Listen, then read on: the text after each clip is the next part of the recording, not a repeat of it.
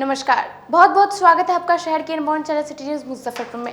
मैं अर्पिता परमार आज दिन भर की तमाम खबरों से करवाऊंगी रूबरू। खबरों की ओर बढ़ने से पहले आइए एक नजर डालते हैं आज की हेडलाइंस पर।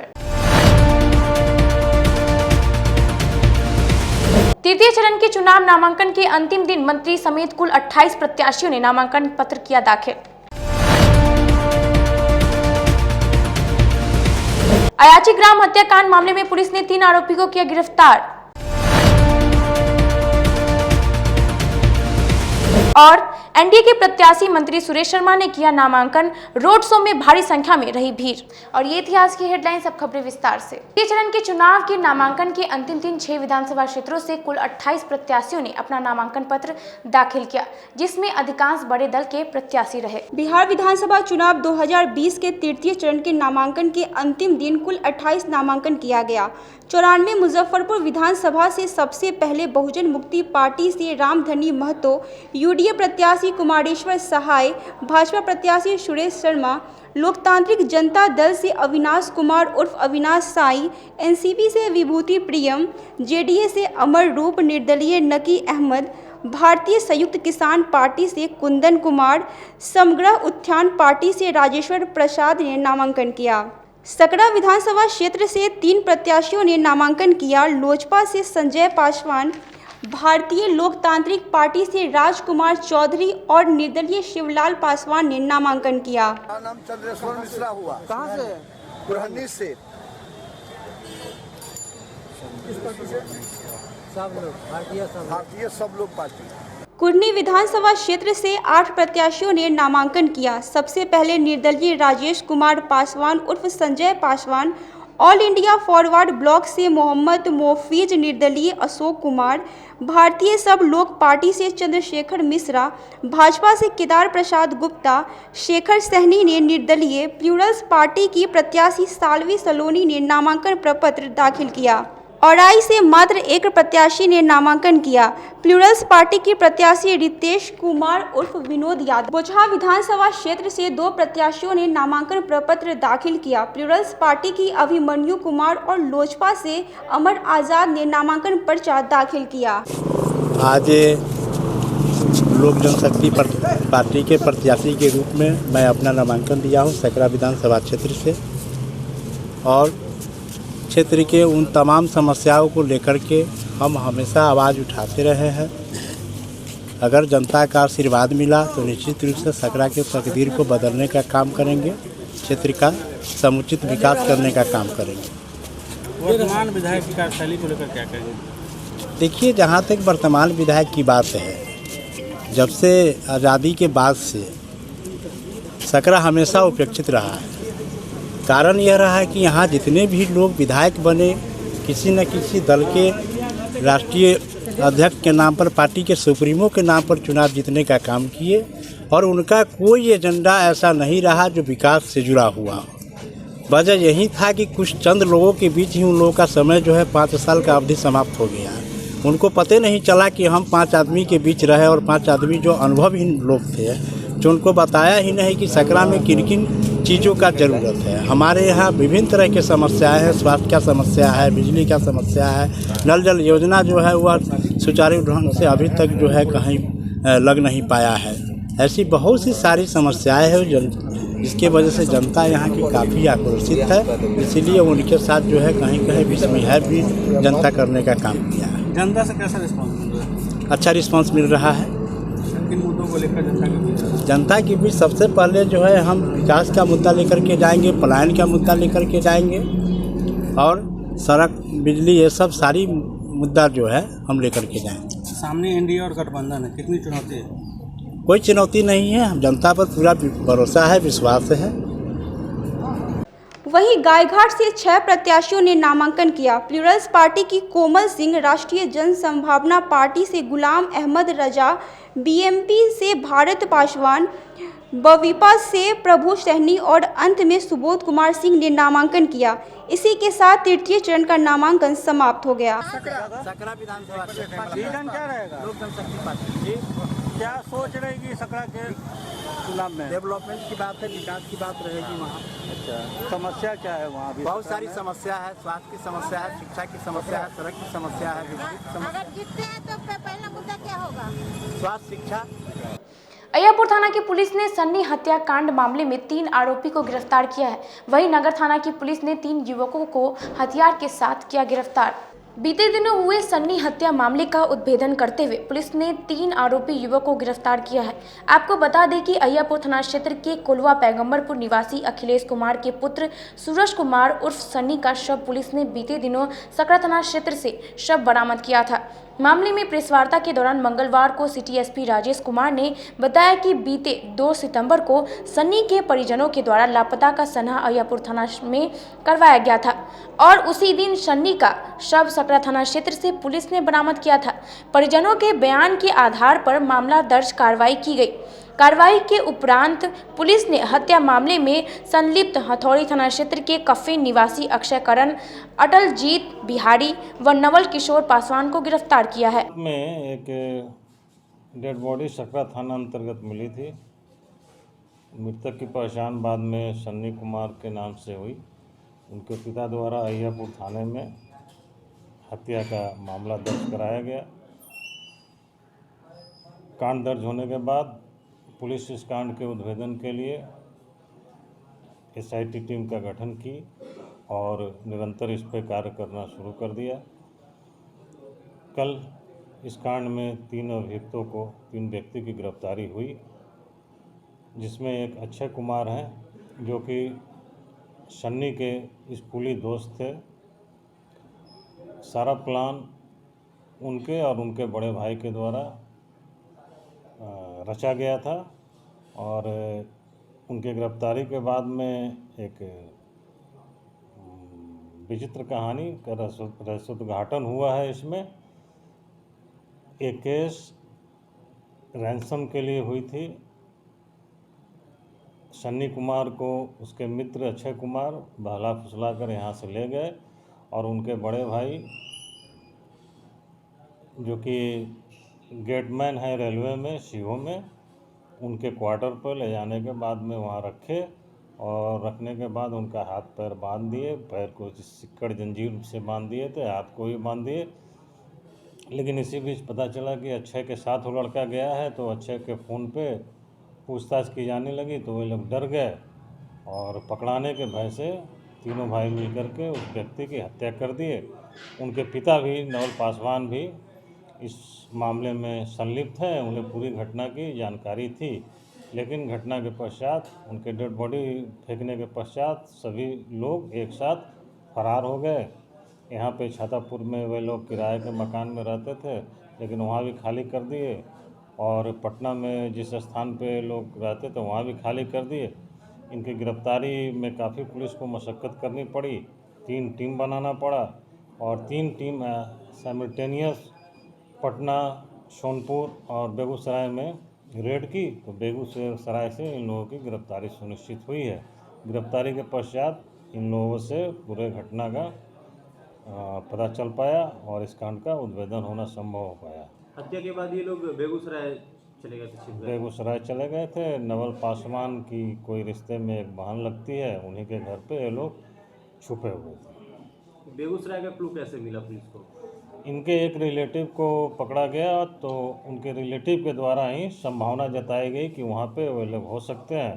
तो वहाँ पे सर्च कराया गया, वहाँ पे रेड कराई गई, तो तीनों की गिरफ्तारी। रिलेटिव पर भी कोई कार्रवाई होगी? नहीं, रिलेटिव पे कार्रवाई नहीं, बल्कि उनका तो सहयोग ही रहा है, उन पर कोई कार्रवाई पुलिस द्वारा नहीं होगी।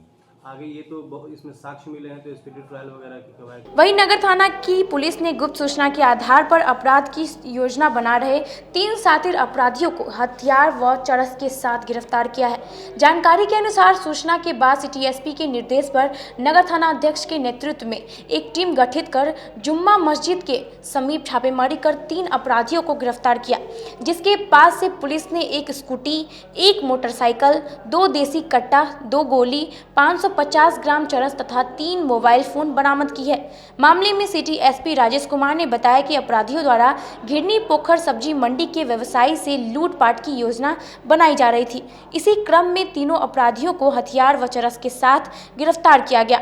तीनों अपराधियों की पहचान पुरानी बाजार के गोविंद प्रसाद, लकड़ी ढाई आनंद बाग के मोहित कुमार व मनियारी थाना क्षेत्र के बाघी गांव निवासी मोती कुमार के रूप में हुई है। में पेट्रोलिंग के दौरान में नगर थाना पुलिस द्वारा 3 अपराध कर्मियों की गिरफ्तारी हुई है।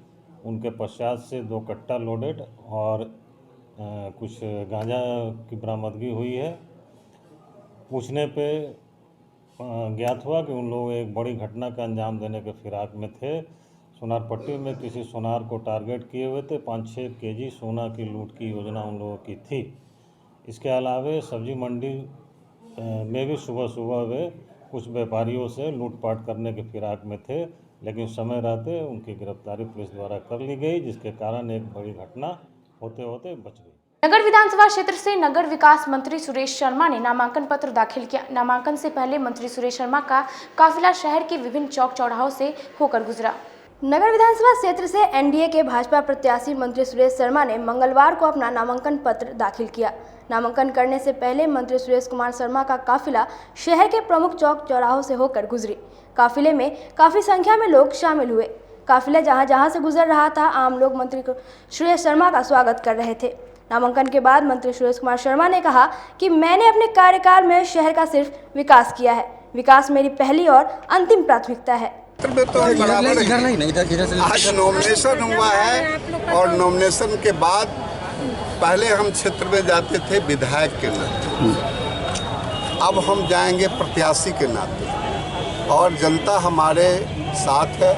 जनता की जो समस्या है उसका निदान स्मार्ट सिटी बना करके करेंगे। इसके लिए जो जनता को कोई भी कष्ट हुआ है, जल जमाव से हुआ है, वह है स्मार्ट रोड, स्मार्ट नाला और ड्रेनेज सिस्टम को बना करके उसको स्मार्ट सिटी देंगे। कानून व्यवस्था दुरुस्त होगा, ट्रैफिक जाम होता है उसकी समस्या दूर होगी और ये सारा समस्या स्मार्ट सिटी के अंदर निहित है, जिसके लिए 2000 करोड़ रुपया स्मार्ट सिटी का है सेंट्रल गवर्नमेंट और स्टेट गवर्नमेंट का। उससे बना करके सुंदर, समृद्ध और संपन्न मुजफ्फरपुर उनको देंगे। आत्मनिर्भर बिहार और आत्मनिर्भर मुजफ्फरपुर में बनाऊंगा। अब वक्त हो चला है एक छोटे से ब्रेक का। कहीं में जाइए, देखते रहिए city news Muzaffarpur. Career achievers आपके विश्वास पर खरा उतरने वाला कोचिंग संस्थान है। हमारे यहाँ मेडिकल, IIT, JEE तथा फाउंडेशन की तैयारी भी कराई जाती है। इसके अलावे exclusive batch JEE mains, advance की भी क्लासेस चलाई जाते हैं। छात्र छात्राओं को 100% स्कॉलरशिप की भी व्यवस्था है। यहाँ से कितने छात्र छात्राएं सफलता की सीढ़ी चढ़ चुके हैं। Classes taken by top mentors, तो हमारे यहाँ अवश्य पधारें। तो हमारा पता याद रखें, हमारा पता है career achievers, Mithanpura, near north point school और हमारा कॉन्टेक्ट नंबर है 8002479735 या फिर आप हमें कांटेक्ट कर सकते हैं 8877430251 पर।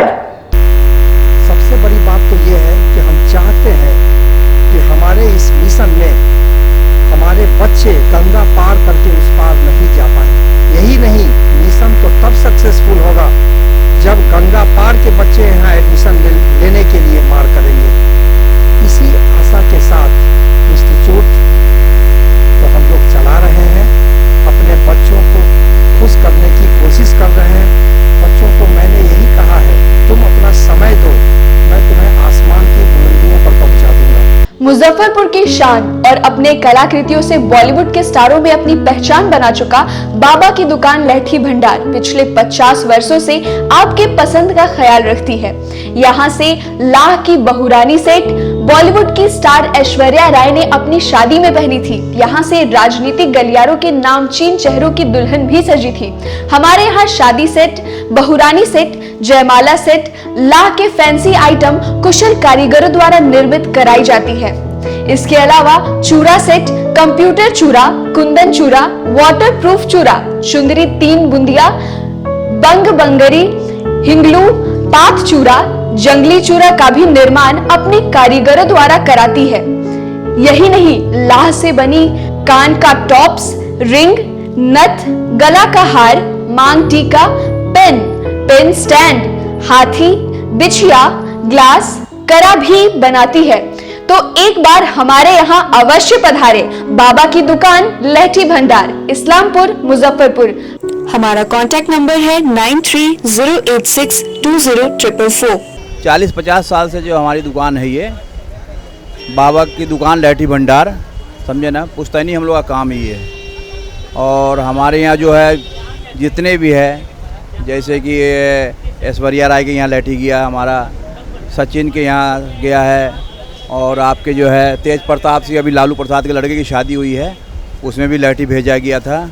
और हमारे यहाँ जो है ना बहुरानी सेट है, जैसे कि है कुंदन सेट है, और जैसे कि हम लोग जो डिज़ाइन जो है सेलेक्ट करते हैं जो लगन के ऊपर जो है, जैसे कि कस्टमर का चॉइस देखते हैं हम लोग हैं, उसी टाइप से हम लोग जो है माल तैयार करते हैं। और कलर है मैचिंग, हमारे यहाँ सबसे विशेषता है कि हर तरह के लहंगे का जो है ना मैचिंग तुरंत हैंड टू हैंड हम लोग लगा के दे देते हैं। हम पढ़ाते नहीं, हम बच्चों में विश्वास जगाते हैं। Christ Jyoti international school, based on CBSE curriculum with को एजुकेशन। इस स्कूल में प्रत्येक विषयों के लिए अनुभवी शिक्षकों का समूह है। विद्यार्थियों को अलग से ट्यूशन पढ़ने की आवश्यकता बिल्कुल नहीं है। बच्चों को प्रत्येक विषयों के लिए अलग से अतिरिक्त कक्षाएं दी जाती हैं। साइंस और कंप्यूटर लैब की व्यवस्था के साथ उत्तम खेल कूद के लिए बड़ा सा कैंपस भी है। नर्सरी के बच्चों को खेल कूद की विधि से पढ़ाई जाती है। केंद्रीय माध्यमिक शिक्षा बोर्ड पर आधारित पाठ्यक्रम से कक्षा प्ले हाउस व नर्सरी से अष्टम वर्ग तक ये नामांकन प्रारंभ है। तो नामांकन के लिए तुरंत संपर्क करें। हमारा पता है क्राइस्ट ज्योति इंटरनेशनल स्कूल, धर्मोदय स्थली, माधोपुर सुस्ता, मुजफ्फरपुर। के रूप में ज्वाइन किया क्राइस्ट ज्योति स्कूल को, और यहाँ की व्यवस्था, यहाँ के पेरेंट्स सारे लोग पूरी तरह से बच्चों की पढ़ाई के प्रति जो केयरलेस थे, मैंने उन्हें जागरूक करने की कोशिश किया, और उस व्यवस्था को बदलने के लिए मैं हर संभव प्रयास करती हूँ। जहाँ तक हो पाएगा मैं इसे आगे बढ़ाऊँगी, इसे आगे बढ़ाना ही मेरा कर्तव्य है। ब्रेक के बाद आप सभी दर्शकों का सिटी न्यूज़ में स्वागत है। अब बढ़ते हैं अगली खबरों की ओर। यूडीएफ तीसरे मोर्चे के प्रत्याशी कुमारेश्वर सहाय ने नगर विधानसभा क्षेत्र से भगवान चित्रगुप्त का दर्शन कर अपना नामांकन पत्र दाखिल किया। 94 मुजफ्फरपुर विधानसभा क्षेत्र से यूडीए तीसरा मोर्चा के उम्मीदवार कुमारेश्वर सहाय ने अपना नामांकन पत्र दाखिल किया। नामांकन करने से पहले कुमारेश्वर सहाय ने चित्रगुप्त एसोसिएशन भगवान चित्रगुप्त की पूजा की और छाता चौक स्थित जयप्रकाश नारायण की प्रतिमा पर माल्यार्पण किया। कुमारेश्वर सहाय ने भारी संख्या में लोग शामिल हुए। नामांकन पत्र दाखिल करने के बाद कुमारेश्वर सहाय ने बताया कि शहर के विकास के लिए हम चुनाव लड़ रहे हैं। मैं मुजफ्फरपुर नगर विधानसभा 94 से मैं उम्मीदवारी अपना दावा ठोक रहा हूँ। और क्या प्राथमिकताएं रहेंगी, किन मुद्दों को लेकर चुनाव करेंगे? शहर का विकास का मुद्दा है, सबसे बड़ा मुद्दा शहर का विकास का है। जो अब तक लोग यहाँ से वंचित रहे हैं, ना कोई विकास हुआ है, ना कोई काम हुआ है। मतलब कितने सारे उम्मीदवार हैं, आप किस पार्टी से? मैं यूडीए गठबंधन का उम्मीदवार हूँ, वंचित बहुजन अघाड़ी का मैं उम्मीदवार हूँ। हमारे जो यशवंत सिन्हा जी हैं 21 पार्टी के गठबंधन से हैं, उनका मैं उम्मीदवार हूँ। कुडन्नी विधानसभा क्षेत्र से रालोसपा के प्रत्याशी राम बाबू कुशवाहा ने अपना नामांकन पत्र दाखिल किया। कुडन्नी विधानसभा क्षेत्र से रालोसपा के उम्मीदवार राम बाबू कुशवाहा ने अपना नामांकन पत्र दाखिल किया। नामांकन करने से पहले राम बाबू कुशवाहा ने कुडन्नी विधानसभा क्षेत्र के प्रमुख जगहों के लोगों से मुलाकात की। नामांकन के बाद राम बाबू कुशवाहा ने कहा कि कुडन्नी के विकास के लिए हम चुनाव लड़ रहे हैं। मैं अभी कुडन्नी क्षेत्र में हूँ, जहाँ के पहले पूर्व में मुखिया भी रह चुके हैं, राम बाबू सिंह जी है। आइए उनसे रूबरू कराते हैं। ये मेरे चैनल में बहुत बहुत धन्यवाद जी। बताया जाए कि आप इस चुनाव में आप लोगों के लिए क्या एजेंडा रहेगा आपका? देखिए, हमारा एजेंडा भ्रष्टाचार मुक्त कुडन्नी का निर्माण हो और यहाँ विकास का गति का रफ्तार दिया जाए, यह हमारा एजेंडा है। और जो भी यहाँ भ्रष्टाचारी है, इन भ्रष्टाचारियों को कुडन्नी से खहट कर बाहर भगाना हमारा मुख्य कर्तव्य होगा। क्या आप चुनाव अगर जीतते हैं तो इसके बाद आपका प्रथम भूमिका क्या, किस डायरेक्शन में? देखिए, चुनाव जीतने के बाद प्रथम काम हमारा होगा कि सबसे पहले एक सौहार्दपूर्ण वातावरण हम कुल्लनी में लागू करें, और इसके अलावे विकास का काम, जो विकास के काम है जिसको गति देना एक जन प्रतिनिधि का परम कर्तव्य होता है। विकास के कार्य को गति देना और परिवार में, इस राज्य में और कुल्हनी में जो दबे कुचले लोग हैं, जिनके आवाज़ को बुलंद करना, और जो हमारा अतीत जुड़ा हुआ है आदरणीय स्वर्गीय मंजेलाल सिंह जी से, वो समाजवादी, बहुत बड़े समाजवादी नेता थे। उसी समाजवाद और उसी पद चिन्ह पर मैं भी पूरा चलने का प्रयास करूंगा, और कुल्हनी में जो आदरणीय साधु शरण शाही राम परीक्षण साहू जी और शिवनंदन राय जी का जो अधूरा कार्य है, जो सपना अधूरा रह गया, इसको पूरा करना हमारा दायित्व। हमारा नाम हुआ राम बाबू सिंह, ऐसे हम लोग मुझे राम बाबू कुशवाहा बोलते नहीं। कैमरामैन अपने रंजीत के साथ, धन्यवाद। सिटी न्यूज के खास कार्यक्रम किस्सा कुर्सी में मीनापुर विधानसभा क्षेत्र से आजाद समाज पार्टी के प्रत्याशी तमन्ना हाशमी ने बेबाकी से अपनी बात रखी। नमस्कार, मुजफ्फरपुर सिटी न्यूज के खास कार्यक्रम किस्सा कुर्सी में तमाम दर्शकों का स्वागत है। आज हम ऐसे शख्स से मिलवाने जा रहे हैं जिन्होंने 15 वर्षों से लगातार जिले के 11 विधानसभा क्षेत्रों में समाज की सेवा की, और अचानक समाज सेवा छोड़कर इस विधानसभा चुनाव में बतौर प्रत्याशी अपना नामांकन दर्ज कराई। आज हम आपको उनसे मिलवाने जा रहे हैं। तमन्ना हाशमी, जो आज एक परिचय के मोहताज है। तमन्ना जी, आपको आपका सिटी न्यूज़ के खास कार्यक्रम किस्सा कुर्सी में स्वागत है। जी धन्यवाद, और सिटी न्यूज़ के सभी दर्शकों को तमन्ना हाशमी का नमस्कार। अच्छा तमन्ना जी, एक सबसे अहम सवाल, जिले के 11 विधानसभा क्षेत्रों में, खासकर मुजफ्फरपुर शहर में की बात कर रहे हैं, तो आप लगातार समाज सेवा में मुजफ्फरपुर शहर में सक्रिय रहे, और अचानक मीनापुर को चुनना, ये बड़ा एक मेडिकल टाइप लग रहा है मुझे। देखिए, सबसे बड़ी बात है कि मैंने 11 विधानसभा में काम किया, आपके चैनल के माध्यम से आपने हमेशा दिखाया है, और मैं आपको बताना चाहता हूं कि सबसे ज़्यादा मुझे अगर दर्द हुआ है तो वो मीनापुर को देख के हुआ है, क्योंकि वहाँ की जनता के साथ आज तक छलावा हुआ है।